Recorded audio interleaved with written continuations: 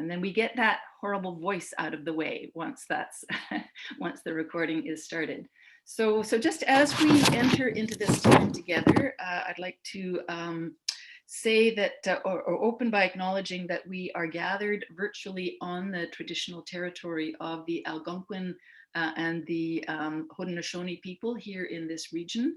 And for many generations, these peoples have carried the responsibility to live in health and harmony with the earth as the ultimate giver and sustainer of life. And part of our continuing work of living into right relations with the Indigenous people of this land is not only to acknowledge the harms that have been done, but also to do our part in caring for the earth and all the beings with whom we share the circle of life. So in this work of reconciliation in land and land acknowledgement and being together in living our commitment to this work. And so just by way of continuing introduction, people have been introducing themselves in the chat, so that's good to see who all is here from the different locations that you're in. And just a word to get started, as I've been thinking about faithful footprints and other terminology used in the work that we're going to be talking about, and that I've been more and more interested in sort of exploring the link between faith and ecology, and how important it is for our communities of faith to be paying attention to our church buildings, not only as places where we gather and worship when we can gather and worship, but also places that put us in a physical relationship with creation, so that the way our church buildings are designed, built, and operated have a direct impact on the health of the planet. And so thinking about our places of faith, our holy places in terms of what brings us into the spaces, but they're also in a relationship with the holy place of creation. And so I think attending to the way that we are living and operating and functioning in our church buildings is as much a spiritual commitment as it is a climate commitment and an economic boon as well. So just holding those spiritual and theological underpinnings of this work as a part of, I think, what is so valuable about what it is that we're gathering to explore this afternoon. So just with those words of context setting, I will now hand it over to, I think, first of all, Hannah has some words to share with us. So Hannah, over to you. Thank you, Jane. So thank you everyone for coming today. And for those who don't know me, my name is Hannah, and I am with Greening Sacred Spaces Ottawa, which is the Ottawa chapter of Faith in the Common Good. And we do different programs helping with the greening and environmental stewardship of various and all faith communities across the Ottawa and Champlain area. And I personally come from a Baptist background. So I grew up in Winchester and from Winchester Baptist Church. And I was very much involved in the youth groups back when I was in high school and lived out there. And then now I'm currently in the Ottawa area since I've graduated from Carleton with an earth science and physical geography background and doing a lot of different mapping projects as well. I've been with Greening Sacred Spaces since August last year, and we're currently running the energy benchmarking program which is available for free for all faith communities. And that's what I just want to talk a little bit more about that today. So I'm just going to share my screen. Here we go. So this is a little bit of our team here in Ottawa for Greening Sacred Spaces, of which most of them are all on the call here today as well. So there's myself, who's a program manager for Greening Sacred Spaces. We also have Charlie on the call today, which many of you may be familiar with, as she's been with Faith in the Common Good for many years. And then we also have 2 new interns starting this summer with us, both Amina and Mano, and they will be reaching out to a lot of our faith community contacts and getting your success stories and helping document all the different greening projects that everyone's been doing. So you may hear from them as well later this summer and fall. Then we also have David and Christina that help us out as well in terms of keeping everything running smoothly and writing the energy benchmarking reports for us. So a little bit about our energy benchmarking program background. It is funded by the Ontario Trillium Foundation. So it is cost-free. It doesn't, for all faith communities, there's no charge to any of you.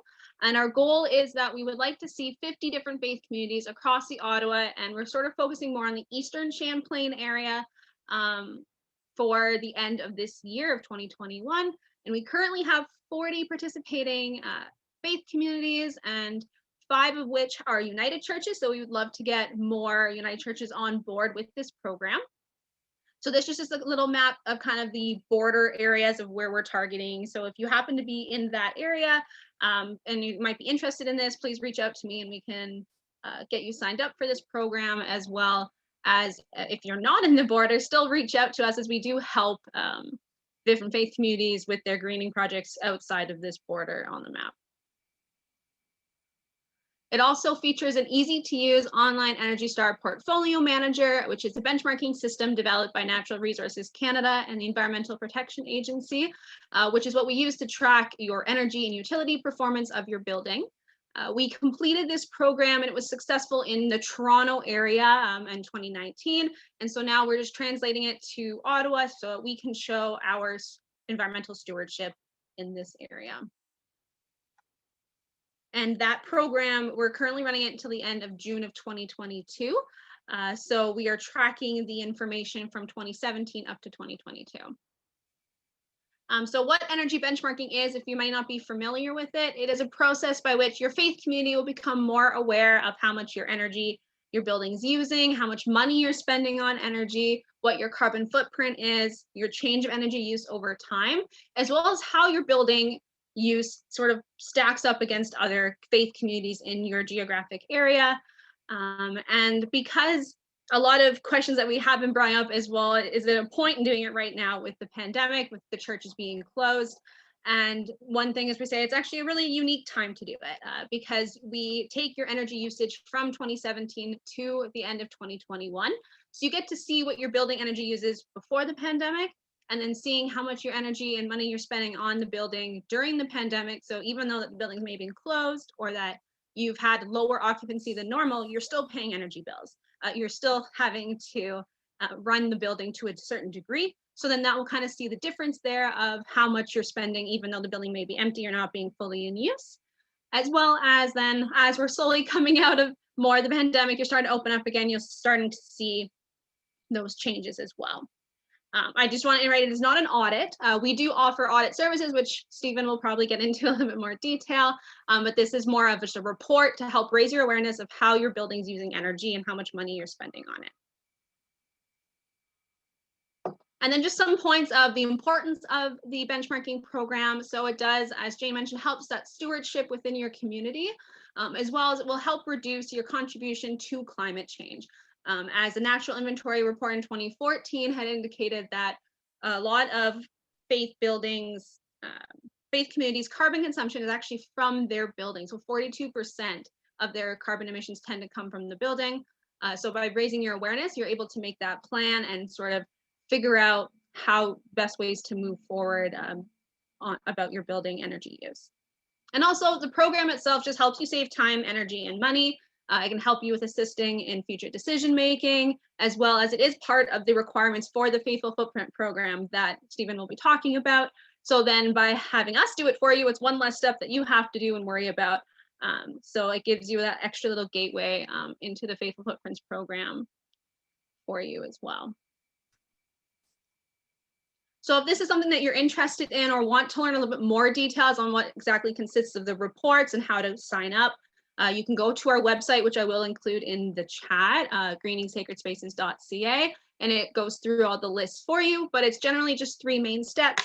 We ask you to register your faith community to the Faith and Common Goods National Online Network, and then to fill out 3 mandatory consent forms, 2 for utility companies and 1 of just your benchmarking building information so that we know more about your building.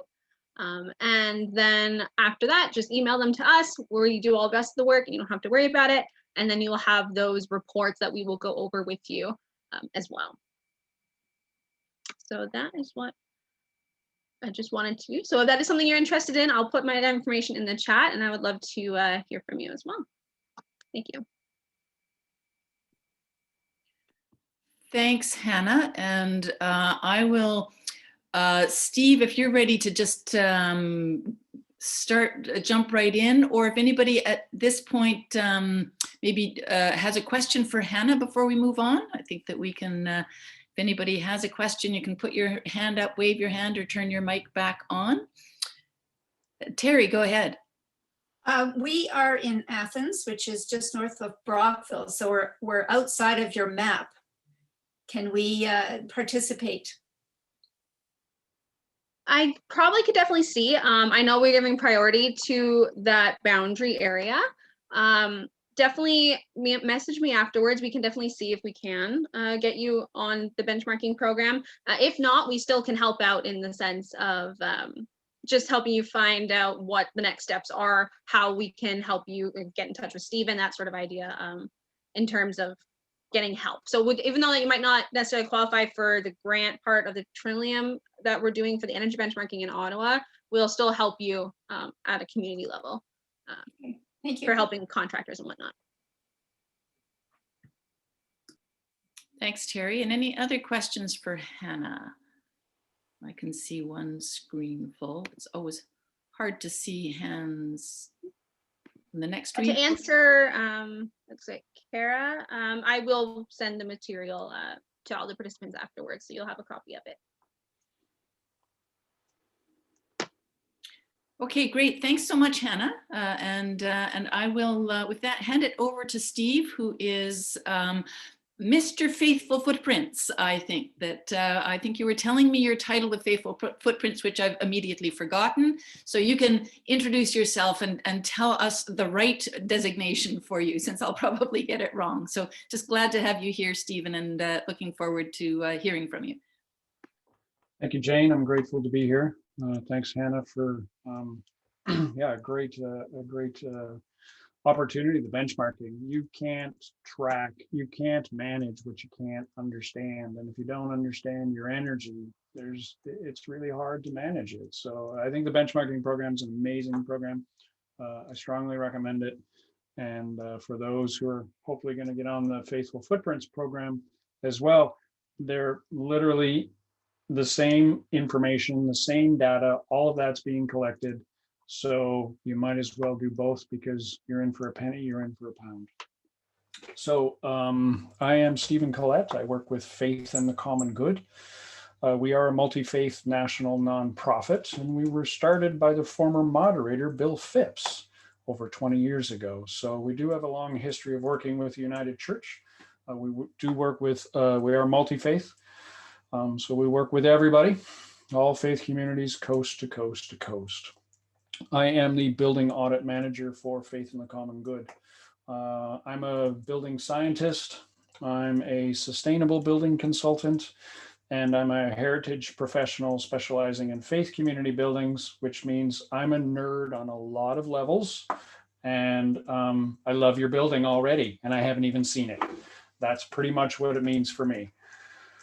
So as Faith in the Common Good, we've been asked to deliver the Faithful Footprints program for the United Church of Canada, which I will get into. But before that, I'm going to share my screen. There we go. And excellent. Everyone can see that okay. Good, good. Thank you. So we're just going to a few slides, because what I want you to understand is it's really important to save energy. And I believe in that mostly because I'm English, Irish, French, and Scotch. So I have all the cheap covered. It's just in my genes, and I want you to save money. And the more money we can save operationally within your building, the more money you have for mission, right? And that's the ultimate goal, right? The more money that you can put into your activities, your actions, your mission, your community, that's what it's all about, okay? So when we think about energy efficiency, one of the things that comes to the top of everyone's mind is solar panels. Well, solar panels are lovely, and they're a beautiful symbol on the top of your building, but they're actually the very last thing you should be focusing on. This pyramid of conservation came out from Minnesota Power, which was actually a really great infographic. And we actually start at the bottom. The first thing, that base of understanding energy efficiency, is actually understanding your account and understanding your energy tracking. And that's why the benchmarking program is really, really awesome, because most people don't know a kilowatt hour from a BTU, and they don't know anything more than what it costs on their bill. And so that understanding can really help drive a change within your congregation. Once you sort of get an understanding, then it's the low cost stuff: light bulbs, thermostats, hot water settings, plug loads. You move up the pyramid, air sealing, your attic hatch in your church is where you're losing a ton of money, caulking, then appliances, insulation, water heating, mechanicals, windows, the last thing you should replace. And then finally, at the very tippy top, that's your solar panels. And you shouldn't really be putting solar panels on until you've done everything below that. Okay. So this is kind of a great piece to just think about process, because your church or faith community building is not the same as your home. It's a different creature. It acts differently. It kind of operates differently, especially if you're a big stone building, it's much different. And so just thinking about process, because for solar panels, for example, if you want to put solar panels on, but you are rocking a green avocado fridge from the 1970s in your basement, and I've seen your basement, and I know there's at least one in this call who has or a Harvest Gold fridge maybe, it's going to take 2 extra solar panels to power that old beast, and that's not economical, right? And so you always want to think about a plan and a process. And how do we get to that plan? Well, we have some free resources. So we have on Faith in the Common Goods website, we have these free resources. On the left is the Do-It-Yourself Energy Audit Guidebook. Now, this is an amazing book. I super love this book. And it's free, and it's a PDF, and you can download it and you can share it. The first 2/3 of this book actually explaining why you want an LED, or what is a heat pump, or why should we be air sealing. And all of these are written in human language. And the first 2/3 of this is for you around the board table to have conversations to help educate everyone. And it's an amazing tool. I love it. The last third is actually worksheets where you can walk around and do your own inspection, energy assessment, and they're really easy to use. So I love this book. And again, it's free on our website, and we'll put it in the chat. On the right is another free book also on our website, and that's the Energy Star Action Workbook. And this is an American publication, but because of our work with the energy benchmarking using Energy Star Portfolio Manager, we were actually able to co-brand with the United States Environmental Protection Agency, this great resource, and we're really proud of that. Another great tool. And again, it's free. Also on the website, there's what's called a treasure map. And so if you need a little more entertaining and less reading, that's the checklist that you can actually just walk around and find all the energy treasure and save some money. So that's also on the website. So that's just the quick and simple worksheets just to dive right in. The last resource here that I want to share is keeping the heat in. This is from Natural Resources Canada. And for those of you who have had energy audits on your own home in the past, you would have got a copy of this book. And this book is a residential book, but I think it's really, really well done, if not one of the best energy efficiency books ever written. And it's been around for a long time in various forms. So I like this book. It's easy to understand. It's written for normal people. It's not written for nerds like me. And so this one is a great free resource. We don't have it on our website, but you can get it from Natural Resources Canada if you don't already have a copy. And it's great to show you how to do stuff. We do offer building audits. So that's something that we deliver as a green audit. But when we look at a building audit, it's a whole spectrum. There's no specifically right answer.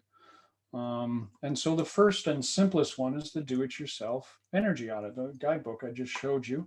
And that's great because it's free and you should totally do that. And then we offer a virtual green audit where, because of COVID or distance, we deliver a walkthrough audit via Zoom. And that looks at energy, but it also looks at air quality and food and water and waste and maintenance and sustainable building practices and religious architecture as much as possible via Zoom. And you get like a summary report for that, usually a page or so. And you also get a copy of the Zoom. We actually record it. And so you actually get a copy of the actual audit itself. This is brand new, so that you can actually review it later on. So that's kind of cool. In person, when and where allowed. This is St. Paul's in Aurelia. Thank you, Doug. Nice. I think Doug's in there. Doug might be in that picture. So this was done a few years ago. And I know that's, I can see Reverend Ted Reeve there as well, for sure. This usually takes half a day to 3/4 of a day. And we do, you really dive into the energy, the air quality, again, the food, water, waste, maintenance, marketing, landscaping, rental agreements, bums in seats, because we can focus on the energy, but that's only one part of who you are as a congregation. Your congregation thrives because of all the people, not the building, but the people. You know, there's passionate people in the gardens of raised gardens, food gardens here at St. Paul's, for example, right on the street corner. Awesome. You know, and so different passions, and we want to empower everyone. And that's what the green audit does. And you get a report that's 30 or 40 pages. And, you know, it's under $2,000 depending on location and square footage and stuff. Energy audits are an excellent thing to have. We don't deliver energy audits, but energy audits dive deeper into your energy details. And that can be really helpful if that's your, you know, super focus and you're just, that's your goal, drive down the energy costs. An energy audit can really help talk about payback and a little more nitty gritty fine details. And that can be really beneficial for congregations in that space. And then finally, engineering audits. That's like capital campaign, major reno or addition, where you have engineers doing full scale, you know, HVAC, your heating and ventilating and air conditioning, a detailed analysis and paybacks and stuff like that. And you know, so it's a spectrum. There's no right answer for what you should be doing. You should always start with the free one because it's free.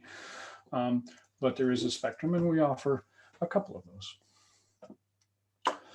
Now, the bulk of you, from what I can gather from the chat, are with United Churches. So I will talk about this. So the United Church of Canada has an energy efficiency grant program called Faithful Footprints. There's multiple layers to this. It's not just the grant, but the grant, I'm sort of the point person for the grant. And with that, you can access up to $20,000 for energy efficiency activities. So if you want to do some energy efficiency upgrades, multiple items, you know, some air sealing here, a new fridge there, some insulation over here, you can have multiple items and you can access up to $20,000 in grant money. If you wish to decarbonize, so that means taking your gas boiler, your gas furnace, oil, gas, propane, or hot water tank and switch it to electricity, you can access an additional $10,000. So for a total of $30,000 to decarbonize your building. Now you have to put some money on the table, and you have to, for every dollar you put on the table, the United Church of Canada will put $2, and that's pretty remarkable. So if you're decarbonizing, taking out an old furnace and going to electric heat pumps, for example, if your project was $45,000, you could access the 30 and you pay 15. So to be clear, for decarbonizing, a $45,000 project, you would only pay 15. That's a pretty good deal. Okay. So, and the money that you bring can actually be from other sources. This is super cool. Hats off to the United Church. They allow and encourage double dipping. First grant program we've worked on. If you can get some money from your hydro or your gas or your municipality or the federal government or province, which is mostly through your hydro currently, that money counts as your money. So if you were doing energy efficiency and you went through the Save on Energy lighting program from your electricity provider, you can access $2,000 of free light bulbs. Cool. Well, that 2,000 counts as your contribution, and the United Church will put 4,000 on the table, and you haven't spent any money. Now, that's a really good deal. So because the United Church wants to leverage their money to get the maximum energy and decarbonization possible for your congregation.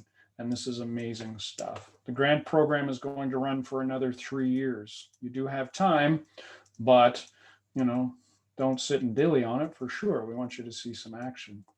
Now, to access this, you have to give us 2 years worth of energy data as part of the process.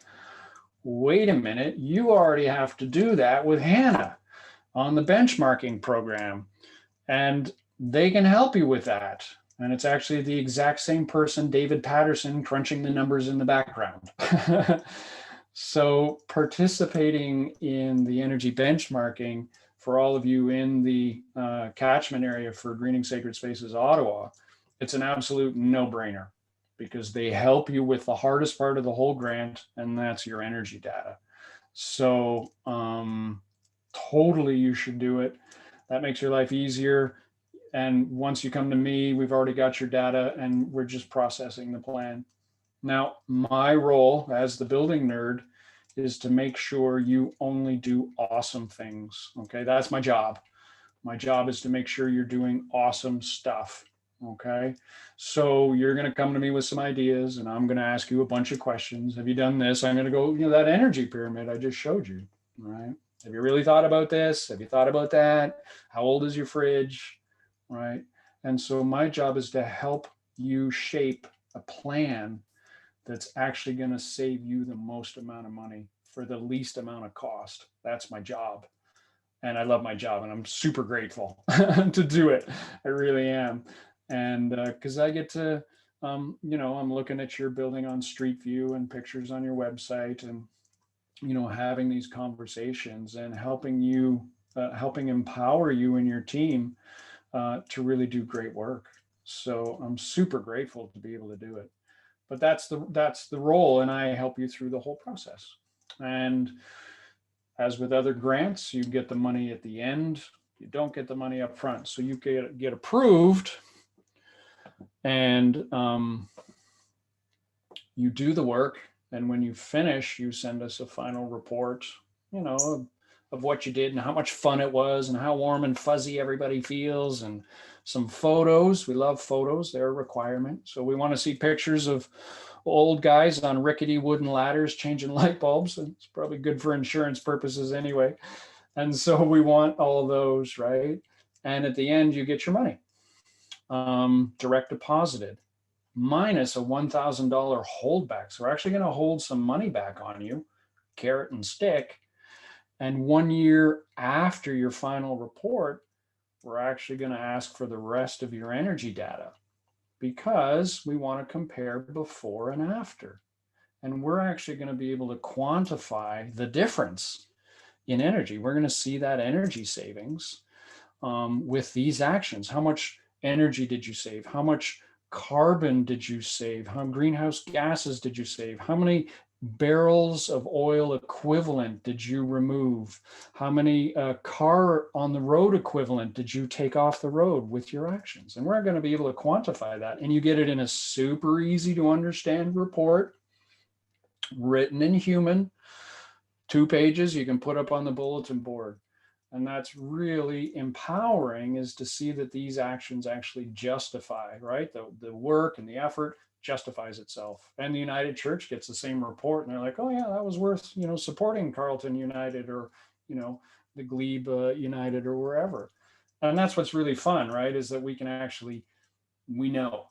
And even with COVID, as Hannah had mentioned, we're taking the data collection into consideration for that. So it's kind of cool. It's kind of fun. And my job's to walk you through it. I have to do some of the paperwork. That's the boring part. But the fun part is actually being here to help you. That's my job.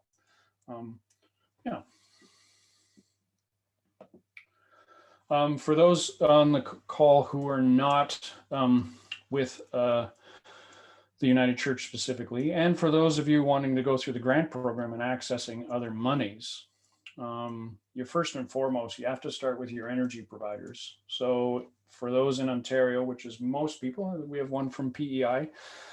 For most people, your electricity provider in Ontario, it's all the same. So whether it's Ontario Hydro or Electra or Ottawa Hydro or whomever, the programs are all the same. So you can access $2,000 worth of installed LED lights if you haven't done it in the last 5 years. That's pretty amazing. Gas companies vary, Union and Enbridge. But you want to reach out to those energy providers. What grants and rebates do they have for your faith community? And that should be your starting point. Prince Edward Island has some great grants right now for faith communities. And so does Alberta and a few other places across the country, except Ontario. Take that as you wish. And all we have is lighting right now.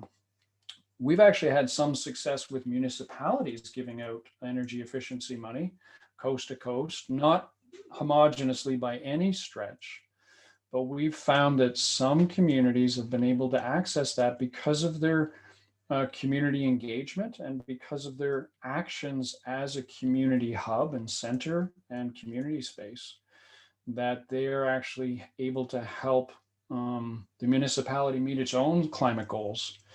And I would say that's probably more common in rural than it is in urban, because for many rural small communities, the church is the space.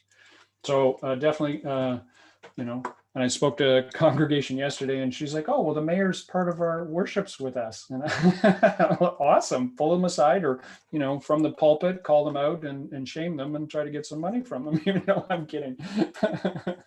But so we want to be able to have those conversations. Provincial members of parliament, and I know there's some people from Quebec here as well. Talk to your members of provincial parliament and ask where things are at and what's coming down the pipe and how come there's nothing, And then finally, the federal government, they came out with a Greening Homes grant last month, $5,000, not a lot of money. It's basically the same grant the Conservatives had a few years ago. So it's not very inspiring, unfortunately. And there's nothing for commercial buildings, which in faith communities would fall under. So it's a bit disappointing. Unfortunately, we will probably have to see an election before we see a new program. I don't know. I don't. I'm trying to guess what politicians think and are planning. I might as well try to imagine what my wife is thinking. Neither one are possible or logical in my world. So we don't know. But we do want you to reach out to your member of parliament and make sure that your voice is heard. Look, you're a community space and you have huge social impact, right? It's not just that the building, gets improved, awesome, but everyone that uses that building knows and learns and sees the value in the work that you've done and takes that message to their own homes, to their own places of work. And that's really, really important. And that's why faith communities need to be at the table when we're talking about funding for energy efficiency. I'd also just point out that the greenest building is the one that is standing. The greenest building is the one that is standing. And that's because the amount of energy it took to build your church, your mosque, your temple, your guarda, took a lot of energy, right? A lot of horsepower, literally, back in the day, to drag the rocks, to drag the stones, to the lumber, to all of that. And if we were to go build a sparkly new building, all that embodied energy, that upfront energy, that upfront or embodied carbon, in other terms, actually is lost. And so we need to take that carbon because when we go to build a new building, all that new energy, all the new mine and extraction and processing of the new building, it's the exact same situation. And it takes like 30 to 40 years before the energy efficiency of the sparkly new building overcomes the embodied energy it took to build it. And that's too long. We don't have that time. We don't. So we really need to think about making our existing buildings, our faith community buildings, as beacons of hope, as they always have been, and as exemplars in the community, again, as they always have been. And then we also do that in our own homes. So something to keep in mind. And with that, that's basically it for the slides. And I will stop sharing screen here. And I'll put the contact information. Again, we'll share the slides with everyone. And I just need to stop all that so I make sure that I haven't messed anything up. There we go. And with that, we open it up to the floor. People will have questions, whether it's about faithful footprints, greening sacred spaces, Ottawa, the energy benchmarking, how your regional councils engaged in all this. Hats off to the regional council. We haven't done these events for all the regions yet, so good to see that Eastern Ontario and Outaouais is present. You don't have very many participants in the Faithful Footprints program, so we'll give you a little finger wag for that, but we are glad to see that the region is taking a leadership role in this. So thank you, everybody. So questions, feel free to raise your digital or visual hand, or put a question in the chat if you're more comfortable with that. And I am happy to answer your questions. Kim, I see your hand. Yeah, can you hear me, Stephen? Yes, sir. Okay, good. I just wasn't sure I was muted on me. Okay, I think you already explained this, but just quickly, so the three different audits was the building audit, the energy audit, and the engineering audit, right? Is that the three that you talked about? Yeah, the do-it-yourself, the green audits, virtual, in-person, and an energy audit, and then an engineering audit. Yes. So, and the cost of, so say an engineering research, particular church, we're looking at the furnace and we're looking, the lighting is between 30 years old and 50 years old. We've changed ballasts. I mean, I'm an electrician, so we did a lot of ourselves. Sure. The lighting is still reasonably good shape, but I mean, even our emergency lighting, with the pain with emergency lighting, although it doesn't use a lot of energy, if it's not LED, those bulbs are constantly burning out, and they're actually, I'm being a retired captain of auto fire. We're more concerned about safety. I mean, that's us. Like, it's more important. Human life is, that's tops, right? So, Tops. Yeah. So, I mean, well, that's a great piece, Kim. To your point, the exit lights are a 40-watt bulb, incandescent bulb, and when we replace that with a 14-watt LED, the payback is 3 months. Right. That's and me being a fireman, I shouldn't say I couldn't care less about that part. I do, but I care more about the fact that I'm going to be using that excuse to replace them, because the fact is the LEDs don't burn out, and it's a safety issue with, you have 200 people down in the basement. I want them out. I couldn't care less about the things I mean, I do, don't get me wrong, but I'm being a fireman. Yeah. I want people to be up, if everything's dark, I want to be able to. So the LEDs, the problem with the emergency lighting is those lamps, yes, number one, they're 40 watts, but number two, they don't last. They just burn out constantly. And so it's a pain to replace them, because you got to take these things apart. And it's just, I do it all the time, but it's like looking at, okay, I'll get that next time, that's what it turns into. So I'm looking at more for a safety aspect, it's a carbon footprint. I'm looking more at that. But anyway, so that was the first thing. The lighting was the second. I would just, and I walked through the church the other day, and for us, I said, you know what, I would just replace this from start to finish. But upstairs, we have our nice antique, fixtures that hang down from a chain. I really don't want to replace those, but if we can put the LED lamps in there, I would put them in, change the dimmers, and then for me, that's a pretty good fix, That And is then a the good- furnace, of course. And so I would, when we're looking at switching to LEDs, which we should for sure, and I know Kim's in agreement. What I really want, I don't care as much about the piecemeal through the basement, through your memorial hall, through your Christian education wings, through the kitchens. I don't really care too much if they're piecemeal, that you're changing here and there. I'd like to see you do them all at once. Don't get me wrong. But what I really want you to understand is do the lights that are the most important, the ones that are most used. And that could be outdoor lights, actually. That could be and to Kim's point, your exit lights, your emergency lights. And then, then I want you to think about the office spaces, your rental spaces. And pardon me, the sanctuary is actually the last one to do because it's the place where the lights are on the least. But what I do want you to remember is, and think about is, I don't want you to change the sanctuary lights willy-nilly. I'd like you, and I recommend you do it all at once. And the reason is, if we get different color tones, and we all know what I'm talking about, we look at, fluorescence or whatever, incandescence, or even Christmas lights, we know the whites are not all the same. And I don't want that experience of dissonance and disharmony in your sanctuary, because that's your magical, special, important place, right? And I don't want disharmony in that. So my personal recommendation is, when doing the sanctuary, do it all at once. And also, because oftentimes there's scaffolding or skyjacks or rickety wooden ladders, do it all at once, for sure. So thanks for that, Kim. I appreciate it. Anyone else? Feel free to raise your hands. If you have a question about your building, I'm happy to help. Mario, I see you. Hang on, Mario, I can. I'm working on it for you here, Mario. Can you, I've asked you to unmute. Is there a button that's popping up in front of you? All right. Can you Unmute.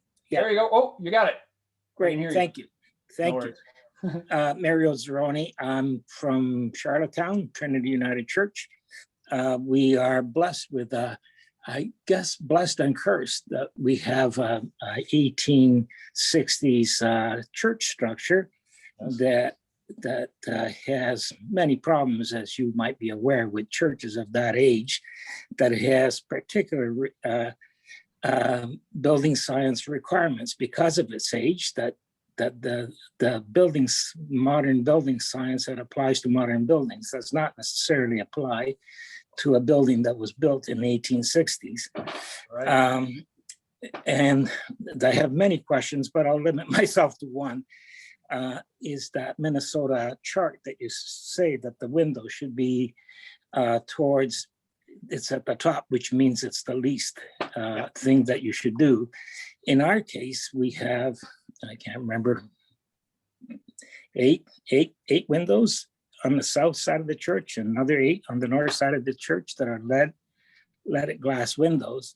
Yep. And the leaded glass windows are like picture windows, picture frames that the windows are suspended, shall we say. Right. They're set in frames, but they're not Right. sealed to the building. Yep. And that is one situation where I would say that doesn't apply, because I think that each building is unique. Each building is unique, and that's where the engineering review has to take into place, where you need to hire professionals to review your buildings, because not all buildings are the same. There are different factors applicable. I'll tell you, I'll go back where I'm coming from. I'm a retired architect from Ontario, moved to the island about 5 years ago, and I immediately joined the property committee at Trinity United, because it was great, great thing to do. like you, I was member of CAP at one point in my life. My partner and I in our business were quite involved with the Heritage Association, and that I don't know what to say, because a lot of the things you say, Stephen, do apply, but there are so many exceptions that I find in when you talk about them, that I don't know. I don't want people to be under the impression when they leave this that it's easy. It's not easy. I think you need professional guidance. What you can do yourself has some value, of course.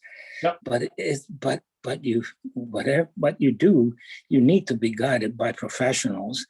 It's not easy to say that to decarbonize, you remove your old furnace and put in electric heat pumps.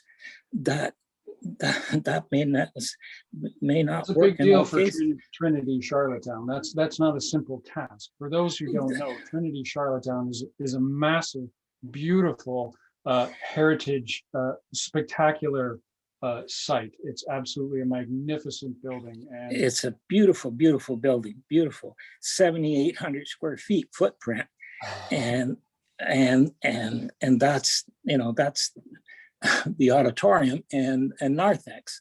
yeah. So, and how do you convert that? How do you decarbonize that? You can't. Yeah, it's not a simple thing, and I completely agree with you, Mario. And I think the points that you're bringing up about the complexities and the uniqueness, that's one of the reasons the United Church of Canada, brought us on and has me as a point person to be looking at your buildings and to be offering a bit of advice. Now, interestingly, when we look at the payback for windows, as Mario was talking about, they have beautiful, stunning windows, as many of you do.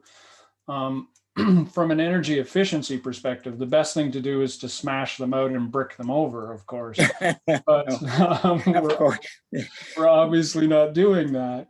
Now, for those who have thermally massive buildings, such as a brick, stone, masonry buildings, so your walls may be at least 1 or 2 feet thick, that actually acts as a thermal mass, a storage battery, where that building actually stores thermal energy, especially the south side, because standard Christian church layout, east-west orientation, that south side holds that energy, and then it actually releases it. And that's a different performance than when we have our own homes, which are typically stick frame, where we have some sticks and some fluffy stuff in between them.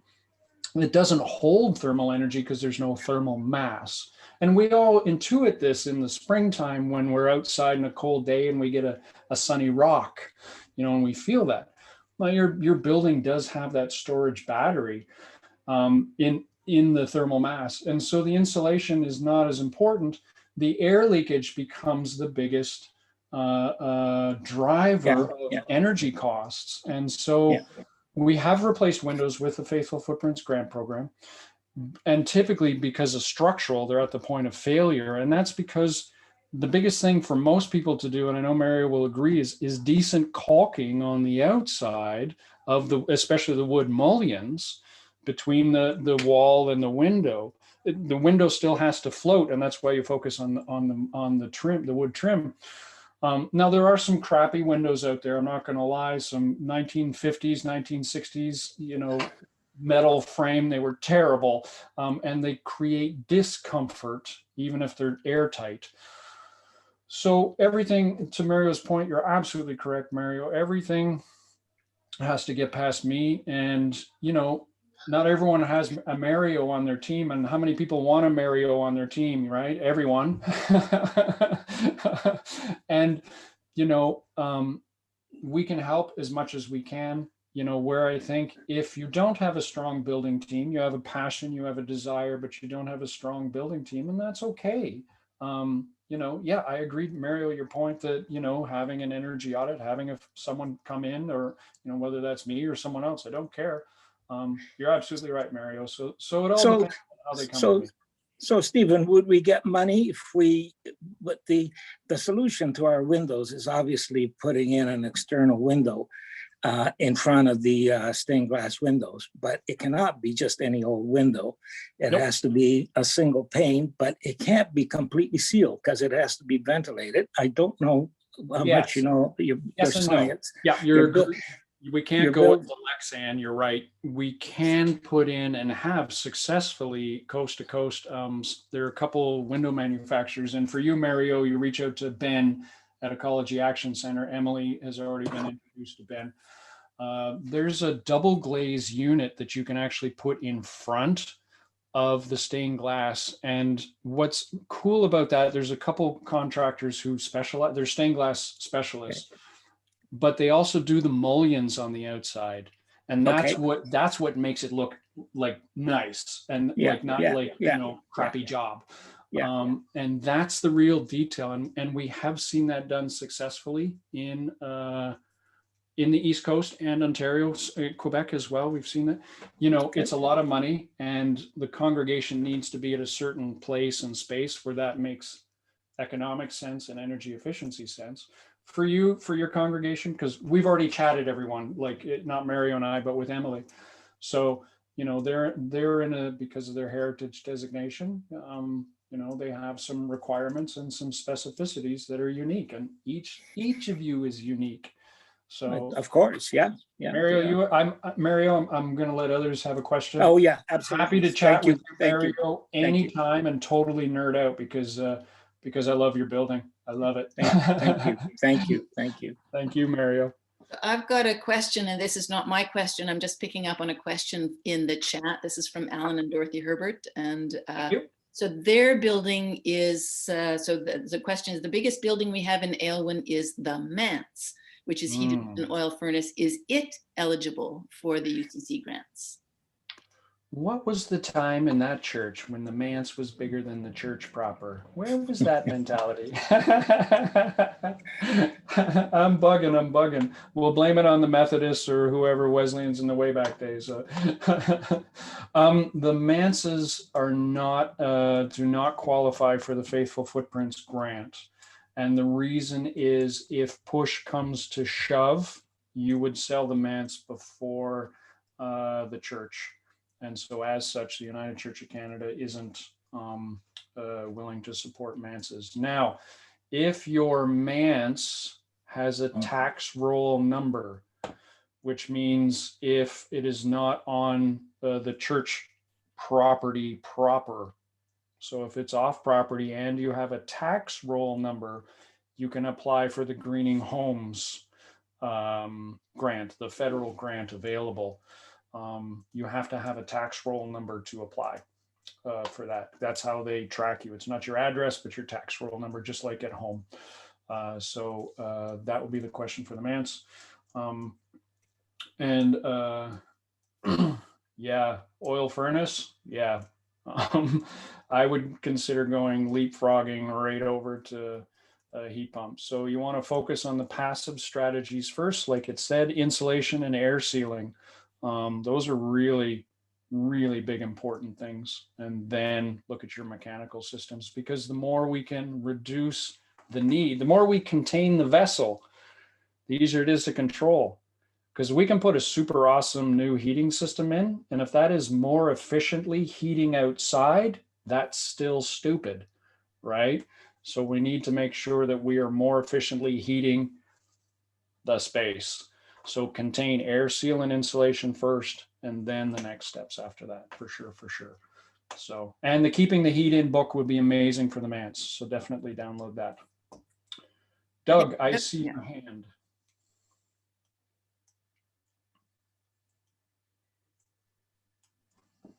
Thanks, Stephen. I wondered if people might know of the business called Rainbow Makers. Brian Metcalf is the gentleman that I've talked to, and I have a phone number here. They're specialists in stained glass windows and in putting external windows on stained glass windows. His number is 705-726-0934. And I think he mostly operates out of Lower and Central Ontario. I don't know how far afield he goes. Yeah, thanks, Doug.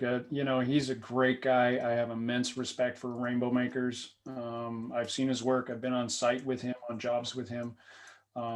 And he's doing well with his grant program. He does really high quality work. Mario, he's an Ontario-based one. Ben has a name for you of someone in the East Coast, but same kind of quality, same kind of competency. So for those who need windows, and really, I'm going to help support windows if they're falling out. And we have had a few of those, right, where they're structurally unsound.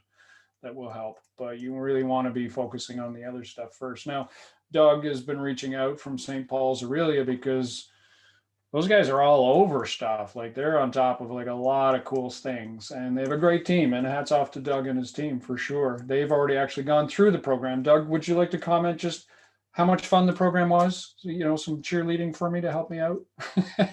Well, we did have Stephen come in, which was our first step. And Stephen, I think there were about 46 recommendations you gave us, and it was really very widespread. And we've done a lot of the major ones, and we did benefit from the full grant, which was very much appreciated and allowed us to 12 inches of insulation in the attic, and certainly do all of the caulking, and we put in a hot water on demand system. So a variety of things that we did. Still lots to do, but you were kind of our beacon for guidance in terms of going ahead, and it was most helpful.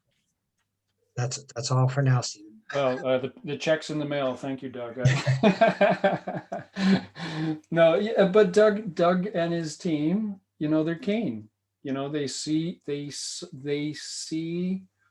the building as their mission, right? Like the work you've done in the sanctuary to be that community space is leadership roles. And so they really understood their piece and their place within their community.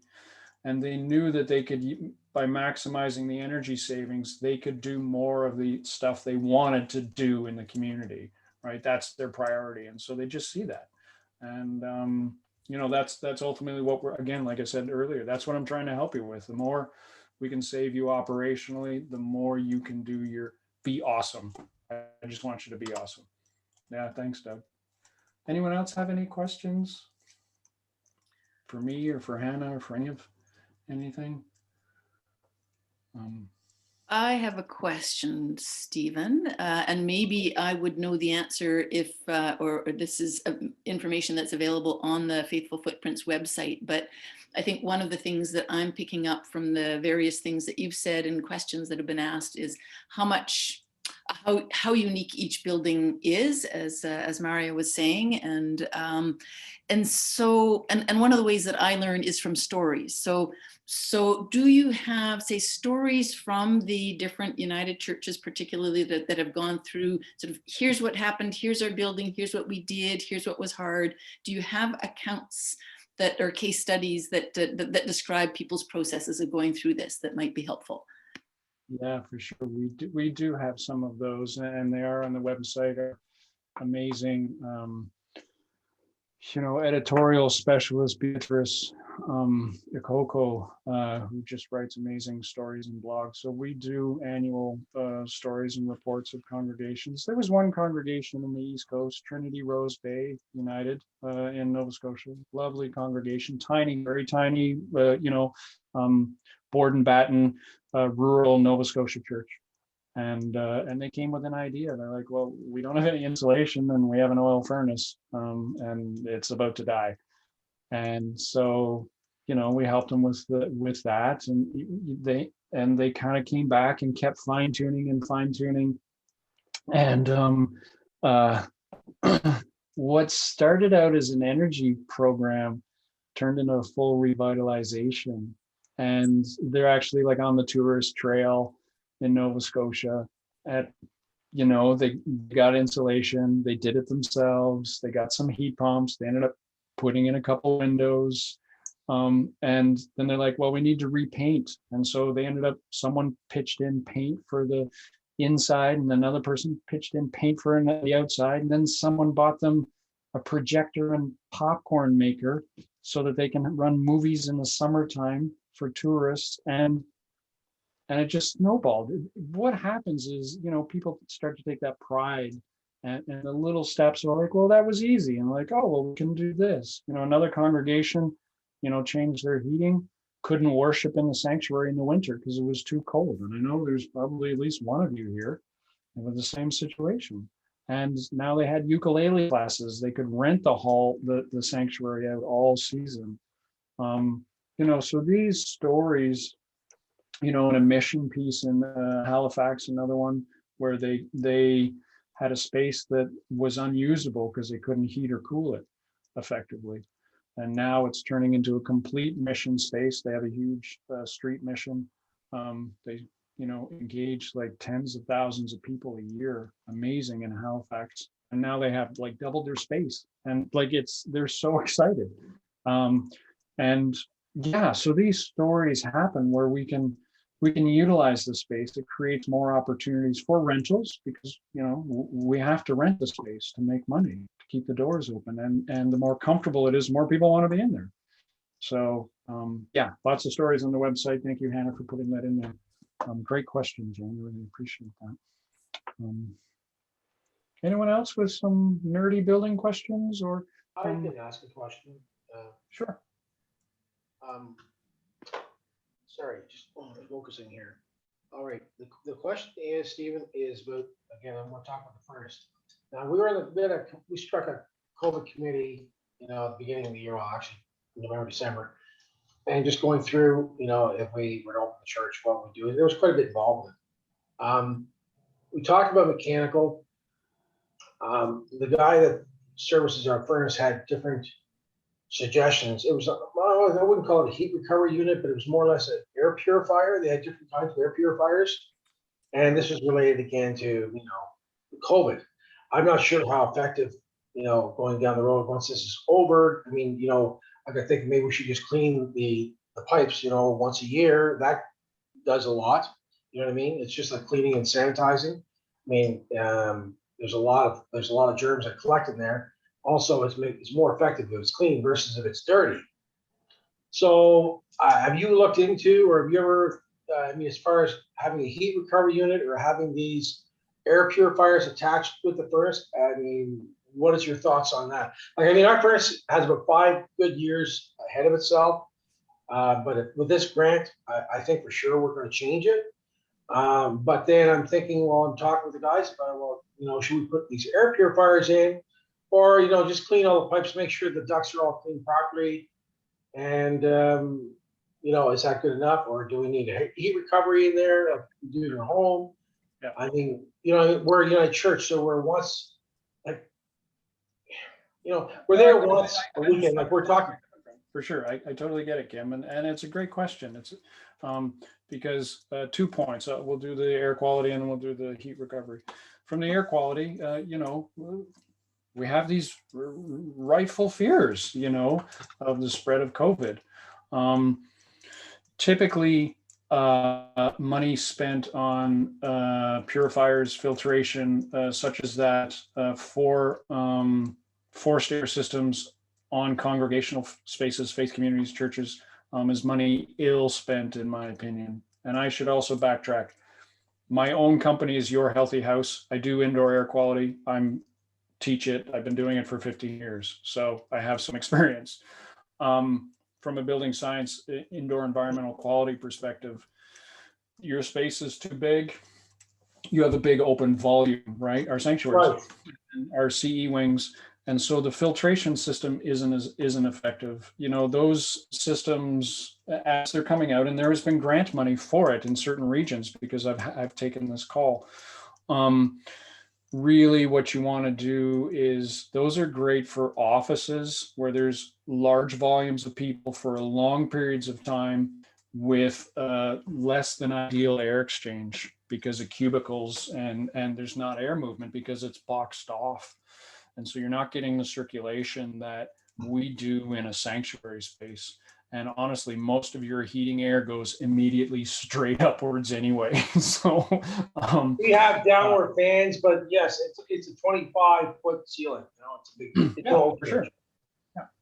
Yeah. And so, so I don't think the money's spent there. Now, you know, again, individually, to Mario's point, happy to have specific conversations about that. But generally speaking, I would say money ill spent. Heat recovery ventilation. So an air exchange that is mechanically trying to save some energy works great on residential buildings, both single family dwelling and multi-units. Again, it's not the best energy saving strategy for a faith community building because of the large volumes and the fact that you're just leaky as all get out. Like honestly, hot air rises and you have the tallest building in town, and then you put a chimney on the front of it with a cross at the top, right? Just to help suck more energy dollars out of your building at a faster rate. So air sealing, really important, and actually the air exchange. So the ceiling fans in the wintertime going up, curling down the roof, the walls, and stirring like a pot of tea, and in summertime blowing down. And we want larger, slower, commercial grade fans instead of those 1980 ones most of you have, the white metal ones beating themselves to death from your ceiling, and picking the choir leader picking it up on the microphone and making them angry and all that kind of stuff. So different air movement, air sealing, your attic hatch. Your own attic hatch at home loses cubic meters of air per hour in wintertime. Your own attic hatch leaks cubic meters of air per hour in your own home in January. So when you quintuple the height and then at a chimney, your steeple, that is cubic meters of air per minute leaving your building in the dead of winter. So you just stand under there with a collection plate and you just keep throwing it up there until it jams. That's all you can do because it's costing you a lot of money.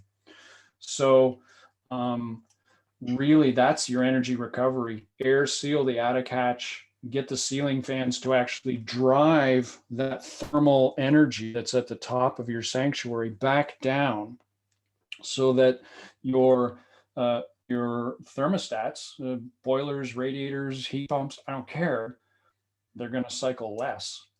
What are those fans? Now that we have those 1980s fans, you know, we put them back up 2 years ago after we did a major renovation inside. I said, these things will be spinning after I'm long dead. So I said, well, these are good fans. I put them back up, but they're, like you say, thrashing. I mean, we can adjust them on a rheostat.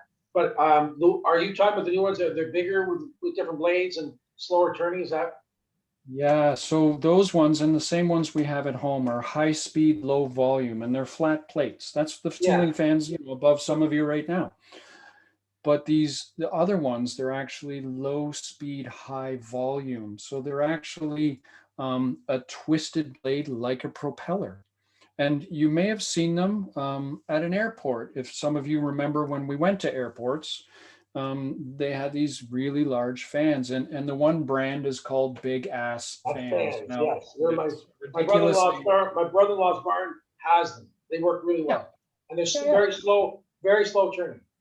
Yeah, but because of the design, they're moving twice as much, oftentimes, air as the ones we have at home. And so I don't care what brand you use. They have a donkey for the silly name, but we've seen those ones, and that's the difference. So as big a fan and reversible is really, really important. So that's something that should be part of what we're doing, is replacing those fans. It's a primary question when I have a conversation with your church. Absolutely. We have 3 of them, and they're spinning all day long.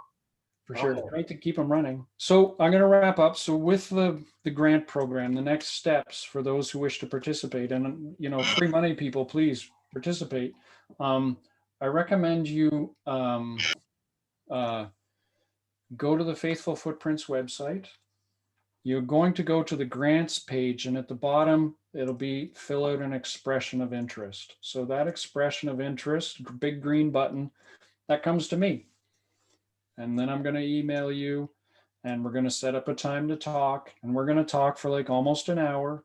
It'll be less because we've gone through a lot of this, but I'm going to ask you questions about your lights, you know, what percentage are LEDs, how old are your appliances, are your ceiling fans running, you know, these kind of questions, to make sure that we cover that energy pyramid in a thoughtful way.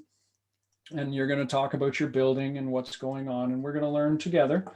And I'm going to help you sharpen your plan, and we're going to have that conversation, and it's a back and forth, and it may take, you know, hours, days, weeks, months, you know, it is what it is, but I'm here to help.